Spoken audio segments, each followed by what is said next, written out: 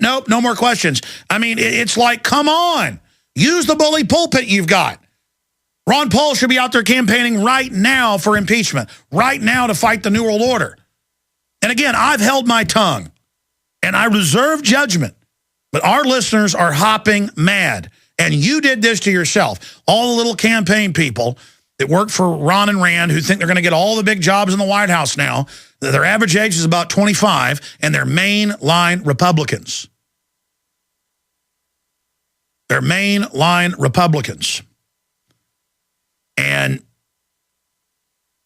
again, we can't have Lew Rockwell go down with the ship. I'm not going down with the ship. Not going down with the ship. Let me just give you a little news flash. I'm not going down with the ship. And right now, you just blew holes in the bottom. You better do a press conference and patch those holes right now and explain to us why you played everybody along that you were going to get the delegates and some miracle was going to happen when we all knew it wasn't. Because it kept the donations going. It kept building the power block to get the princeling in. We don't want a princeling. We want Ron Paul. We want Rand Paul to act like Ron Paul. And he has a good voting record. He's done good things. Don't screw it up. Okay, I'm ranting. I'm ranting here, ladies and gentlemen.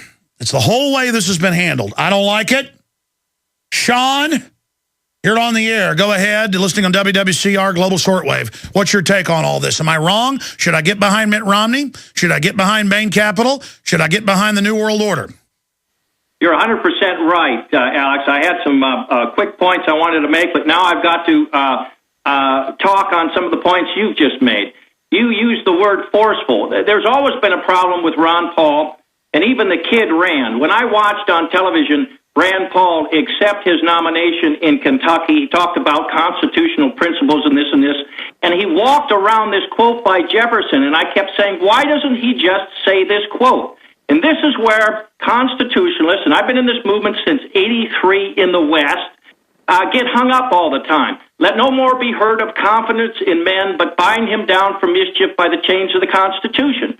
This is 1980 in the inverse, where you had a candidate like Ron Paul talking about the gold standard, talking about constitutional principles, and he was subverted or sabotaged in Detroit by the establishment, and he actually picked somebody who was part of the Council on Foreign Relations. That's right. Ronald Reagan, on record, was anti-New World Order, gave speeches, said George Herbert Walker was trilateral, was a globalist, and they came to him, and this is on record, and said, this came out in the news, you will not get it unless you put George Herbert Walker on. And then they shot Reagan to get him under control. Go ahead.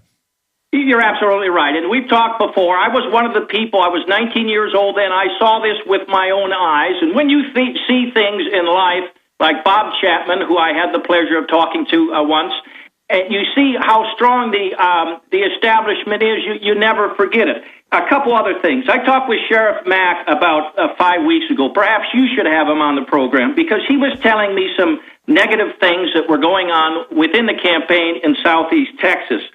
The other, you hit Ron Paul's campaign. Well, let me go further. He's got Ted Cruz in there, who actually voted for tax increases. I was looking at his voting record, and they're calling him great at Ron Paul rallies. His wife's CFR. I'm going to shut up right now. I just have been holding my tongue, hoping, and it's just like, now I've got to go through everything and really do a real analysis, because I cannot ever bow to anything but liberty. I will not be part of this. I just have to say it. Go ahead. Let me make two other points, and I'll end this because I could go on and on with you. I agree with you 100%. You know, you said a thing about the Mormons. The Mormons in the West. Now, I used to be a Catholic, and I no longer am. I'm a Christian, but there's a term Catholic and a non-practicing Catholic. In the West here, and you probably know, there's you're a Mormon or a Jack Mormon. Romney is way out there being a Jack Mormon. The real Mormons, this Romney is not in the mold of a Cleon Skousen, a Joel Skousen. You and I agree on that. And, you know, it's going to come down to a fight. That's what ultimately is coming down to. Well said. More calls straight ahead. I had tried everything. I'd cut back. Ladies and gentlemen, I want to hurry through your calls now. But look, before I even got on air, an hour and a half ago, The Washington Examiner had already put out an article, Ron Paul fans attack Rand for endorsing Romney. So they're already going to go, oh, mainline Republicans, oh, see, Rand and Ron are good. The evil Alex Jones people, my fans, see, now you're not a human. When you go out and complain on the web and have a view as a Ron Paul supporter that gave money and were involved, you're trash. The system just wants us to tear each other apart. Look, Ron and Rand have done overall a great job fighting the globalists. It's just sad to see stuff like this happening. It says, Ron Paul fans attack Rand for endorsing Romney. Fans of the Ron Paul revolution were not happy with his son ran after an endorsement last night on Sean Hannity's show. Paul explained that although his first choice was always his father, he insisted that he had a lot in common with Romney, who signaled to him that he was serious about a number of government reforms. But the backlash on Senator Paul's Facebook page was fierce as the vocal supporters of Ron Paul Revolution took to the comment section to denounce his son. As of this morning, 2,000 comments were posted, a majority of them negative. Supporters blasted Rand Paul for selling out the legacy of his father, the Republican establishment. A few fans approved of Rand's discussion. And again, the Google search had my name in it. I don't see where that is here. Let me control F this. They may have taken it out. No, there it is. It goes on. I wish these nut jobs would just unsubscribe on the page. Go listen to Alex Jones and eat paint chips. I will not support Mitt, but I am not going to blast Rand. So they go on and use comments in there to try to make me sound bad. So there you go. I'm the bad guy, as usual, in these comments from the Republican establishment type publication who just wants to get us all fighting with each other. So that's going to be the word from them. You just need to roll over, do whatever you're told, and be respectful at the thing and support Mitt Romney. So there you have it. I mean, that could have been done a little bit better. Like, I think overall, you know, he's not perfect, but we should support Mitt Romney because he at least is better than Obama. No, it's like, you be respectful. And so, okay, I'm respectful. I'll support Mitt Romney. Yes, sir. And I'll go eat some paint chips now. Because, man, I tell you. And it just goes on and on. The Daily Beast is reporting on it. A whole bunch of them are, there you go. The wedges are going in from the controlled left and controlled right now. And you either support Mitt Romney or you're a bad American. Get that through your head. Now, again, here we are, Ron Paul, who put out ads saying Mitt Romney was bad and all this. His son is out there endorsing him because, why, both their dads ran for president. And again, I like Rand. I'm not his enemy. I mean, even if he starts playing politics, he's got a better voting record than the other senators. I don't spend my time going after DeMint. He's not perfect, but he's got a good voting record on a lot of issues. My point is that this is the pureness of Ron Paul we're talking about here, and people aren't going to like it. So they're going to try to find somebody they find polarizing. That's clear. Alex Jones, and say, oh, see, without me even going after him, before this even happened. Well, first it was Alex Jones fans. That was the original headline. Look, I found it right here. I put Alex Jones, Ron Paul, and click news. And I just hit refresh, and it went from Alex Jones. Fans attack. They decided, no, that's even better. Drive the wedge. Make it Ron Paul. They just changed that for the time I hit refresh. Amazing. They said, no, don't make it about Alex Jones. Make it a wedge in the family. See, they want to hurt this liberty movement. Look, Ron Paul's done a great job. Overall, libertarian constitutional movement, it's just, this is a bad move. They've really walked directly into the trap. And I bet Mitt Romney doesn't even give them what they promised. I bet they discharge them. But by then, they'll be politically destroyed. You've got to think Ron Paul and Rand Paul are more sophisticated than this. And I see a lot of uncoordination. I've been told by the older members of the campaign, the senior people, but they're not running things on the ground, that, hey, it's 25-year-olds. They don't know what they're doing. Every one of them has told me this off record. And I'm like, well, that's grassroots. But this isn't just stepping in it. This is jumping into it and rolling in it after you know what you're rolling in. I'm going to go to break. Long segment coming up. I'm going to control myself. I just saw this go from Alex Jones fans attack Rand Paul for endorsing Romney. That was the Washington Examiner headline. And then it changed by the time I went back and hit refresh to Ron Paul fans attack Rand for endorsing Romney. Did you guys have a screenshot of that before they changed it?